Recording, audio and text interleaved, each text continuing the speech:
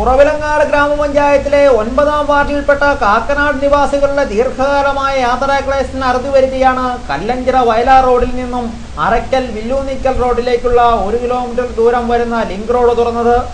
കാക്കനാട് പ്രദേശവാസികൾ വർഷങ്ങളായി കാൽനടയാത്ര ഒന്ന് മാത്രമായിരുന്നു വയലാർ കല്ലഞ്ചിറ റോഡുമായി ബന്ധപ്പെടാനുള്ള ഏകമാർഗം.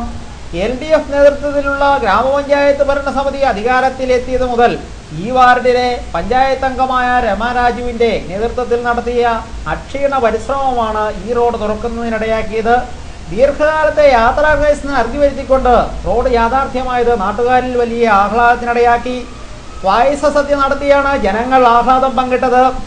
Panchayat president TS Ramadevi road ഗതാഗതത്തിന് തുറന്നുകൊടുത്തു. Vice president Leelama Thomas, panchayat അംഗങ്ങളായ advocate KK Sasikumar, Rama Raju, MN Rameshan, CB Valyolil എന്നിവർ പ്രസംഗിച്ചു.